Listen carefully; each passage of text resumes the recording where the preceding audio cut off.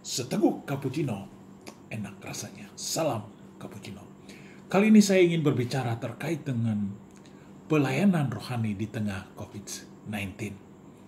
Ketika ada perdebatan antara melayani atau tidak, pada kebutuhan umat dalam situasi sulit ini, mereka membutuhkan sentuhan rohani. Dan mulai ada pembatasan-pembatasan karena ada resiko-resiko yang menyertai proses pelayanan itu. Tapi secara rohani, saya akhirnya memutuskan beberapa hal. Saya memberanikan diri untuk melayani orang-orang yang sedang sakit, yang sedang dirawat di rumah sakit. Saya menceritakan pengalaman ini ketika sebuah keluarga memanggil saya untuk memberikan pelayanan rohani kepada seorang opa yang kondisi fisiknya makin menurun karena diserang oleh satu penyakit yang cukup serius. Karena itu saya diundang ke rumah sakit awalnya untuk berbicara dengan opa, menjelaskan dengan opa bagaimana proses pembaptisan, bagaimana iman kepercayaan kepada Yesus. Karena itu saya pergi ke rumah sakit itu, dan saya mendapat gambaran bahwa memang sebelum kata keluarga, opa tidak berdaya, jadi sudah jarang ngomong. Ya Romo ngomong dulu, nanti bagaimana prosesnya, nanti Romo akan menentukan bersama dengan opa. Oke, siap. Tapi ketika saya pergi, rupanya dia punya semangat yang baru. Sebelumnya dia tidak mau berbicara dengan keluarga, mulai kehilangan harapan. Pada saat berjumpa dengan saya, punya semangat, punya harapan baru.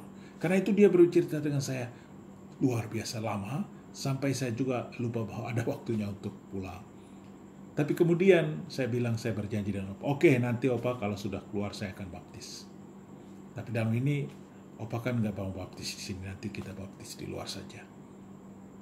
Oke, deal, sepakat. Lalu mulai mencari nama.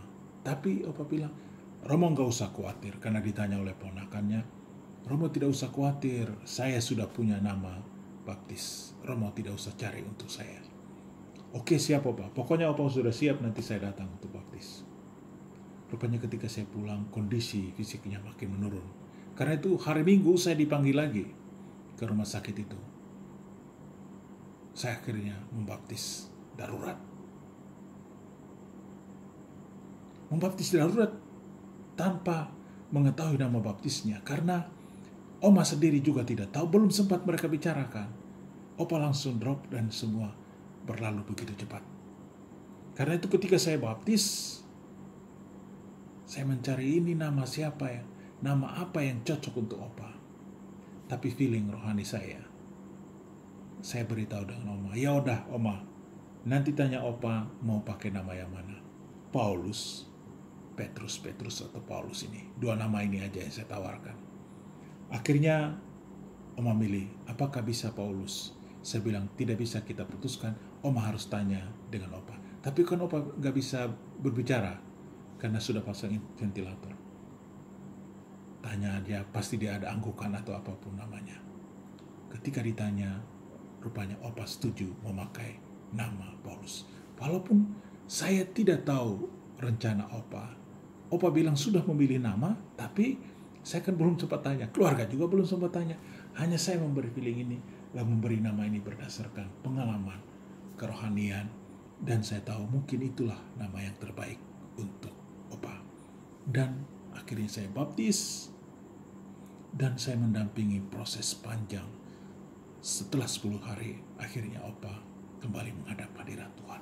Dari pengalaman rohani ini, saya mau katakan bahwa rupanya kehadiran kita membawa Tuhan menguatkan iman orang yang sakit dan memberi kekuatan juga dan harapan bagi keluarga yang ditinggalkan, terutama melewati proses-proses penting perjalanan ini. Jadi ketika ada COVID-19 ini, memang ada keterbatasan secara kesehatan bahwa harus yang dipatuhi. Tapi toh kita juga perlu menyadari bahwa ada kebutuhan-kebutuhan rohani yang harus kita layani. Dan bagi saya, ketika saya melayani orang sakit dalam situasi COVID-19, karena memang bukan satu aja, dalam situasi ini, saya pertama harus melindungi diri saya dulu dengan alat yang diminta oleh pemerintah, walaupun kadang-kadang terbatas, tapi toh harus pakai. Paling tidak ada masker, ada sarung tangan, dilindungi masker pun standar-standar kesehatan itu yang dipakai. Lalu pulang harus mandi, harus mencuci semua. Ini adalah standar-standar kesehatan yang harus dilakukan. Tapi ingat, saya percaya selama periode panjang pelayanan orang-orang sakit dalam situasi COVID-19 ini membuat iman itu makin diperteguh, membuat iman itu harus makin kuat. Mungkin Yesus hanya minta iman sebesar biji sawi, tapi dalam situasi sulit ini, rupanya iman itu harus makin kuat. Kenapa? Banyak orang sakit membutuhkan pelayanan, dan saya juga sebagai Romo tidak boleh hanya berdiam diri melihat kesulitan dan penderitaan mereka.